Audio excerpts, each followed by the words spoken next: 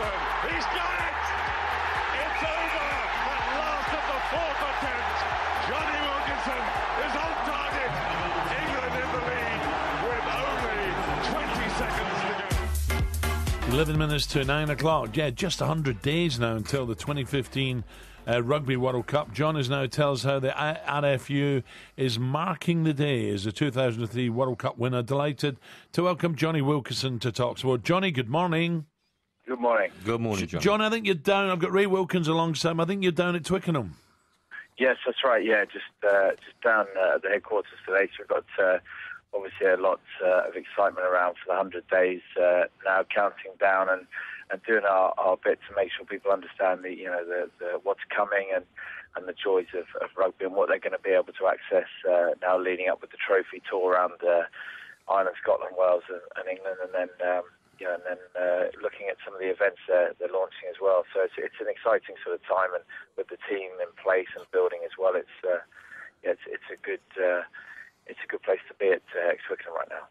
A lot of kids down there as well, Johnny. Thank God, it looks a lovely day out there. A bit breezy, but sunny. Yeah, exactly. Yeah, there's 250 kids from Hounslow and Richmond, so it's going to be good to catch up with them. It's exciting. That's kind of the point of today, is to get to the younger guys as well, and to spread the message, but also to get people involved. We're all one big team in this, and whether you're competing. Hi, John. It's Ray here, matey. Hi, Ray.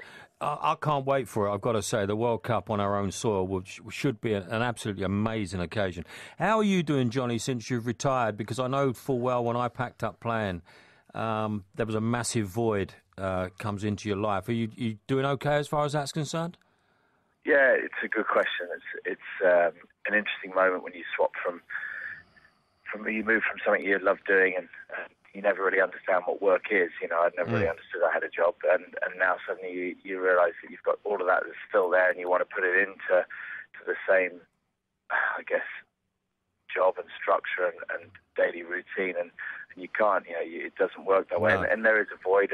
But it's that identity change is important for me. It's about creating a similar atmosphere around myself now, finding people that want to get the best out of each other, just like we did on the field, and just realising that the journey goes on. It's a case of taking what I learned from those days and all the joy and stuff, and now just trying to give it back and move it forward. Good for you. Johnny, Stuart Lancaster, he's already, made it clear to the players, to be the best team in the world, you have to be the fittest team in the world, never mind anything else. I think it's off to States. It's going to be high altitude in Vail, Colorado. So he's going to put the guys through it, isn't he? England are going to come into this World Championship as fit as fleas. Yeah, it is. And a lot of that is the physical fitness. A lot of that is the mental toughness as well, the fitness of the mind. And the guys know it's coming, and you've got choices. You've got choices to dig in and give it everything, or to try and get through it, or to sidestep it, whatever, and only one of those choices is really going to end in victory. And I really do believe that the guys are going to hit this running. They're going to throw everything at it. They're going to go out there and lay their bodies on the line in the training, in the preparations, and then it will become second nature to them, as it already is on the field, to do whatever it takes. And that's as well as the attention to the detail and the tactical side. Physically, you've got to understand there is no choice when it comes to the team. It's all in or not at all. Yeah, and Stuart's had one or two little disappointments with lack of discipline. Tuilagi, Dylan Hartley, and maybe Danny. We don't know what's going to happen there. Is his squad big enough, Johnny? If he loses three quality players like that, can move on and still make semi-final, final? Yeah, it's an amazing squad he's got, and these sort of things are really unfortunate. And you can never quite know exactly what's going on, but Stuart's made his rules, and he's set his culture and his standards, and he's sticking to them, and that's ultimately the only way that these guidelines become embedded in place is when you have to reinforce them. And that he's got a brilliant squad, and you've seen that over the way this team has developed through the last couple of seasons, but also with the leaders that are now coming through within that squad. And that's the key, is that you need your leaders, and you need the guys coming in to understand that they are also leaders, whether you're not it's your first game or your 100th. Your job is to lead yourself, and by doing so to give an example to those guys around you. Jonny, what about leaders in France? You know, you went over to play in France, and I'm sure you did a wonderful time over there. Should Stuart be allowed to pick from English players who are playing abroad? Because I don't see too many other nations not doing that. No, it's again, it comes back to just setting your guidelines out and sticking to them. You know, I think a lot has been made of the Stefan Armitage saga, and having played with Stefan for a good few years over there and having seen what he's doing. Of course, the guy's a phenomenal player, but the situation works both ways. You know, it's for his happiness and his benefit, and the happiness of the England squad and their benefit.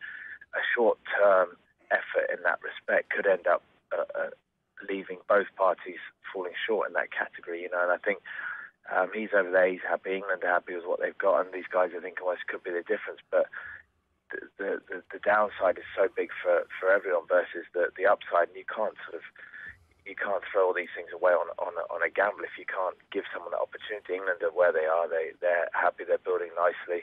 Stefan's where he is, he's doing an amazing job, and when those two paths collide at the right time, it will be obvious. Right now, it's not the case. And Jonny, what about the French? You know, I wonder what French we're going to see turn up for the World Cup. You know, sometimes Six Nations, they drive you mad. They can be brilliant or poor. There's a change there as well at the top. France, do you expect them to have a big, big World Cup? It's exciting, isn't it? I mean, it does at least keep it very, very interesting. The fact that these guys they're so capable and they're so, I guess, deep down they know they have that confidence to go and do things, but they just need to maintain that understanding, that little bit of connection between each other, and have a bit of structure there, which allows them to come out the structure and be brilliant, but then to drop back into the structure to give them the consistency for the rest of the game. And that's exactly what is the fundamentals of any team. You need your game winners, but in order for them to win games, they need to know where they're coming from, where they're starting, and what they're generally doing, so that they can break out of it when they see the big opportunity. If you don't have the base in place, then you don't have anything to come out of, and it becomes individual, and it becomes something that's a bit easier for the best teams to pick off. But they're getting there, and having played 5 years with these guys, I know enough to know the threat when I see it. So I wouldn't want to play against France, but you know, it's for them, it's a big challenge. And the 1, 2, 3 in the world at the moment, New Zealand. Would South Africa be second, Jonny, or would it be the Aussies, or would you put England high up there? Do you know what, New Zealand and South Africa will probably go into this as the favourites, and South Africa probably just nipping at the heels, I guess. But I sort of asked myself, would I be happy to sort of ever say at any point that England aren't going to win this World Cup?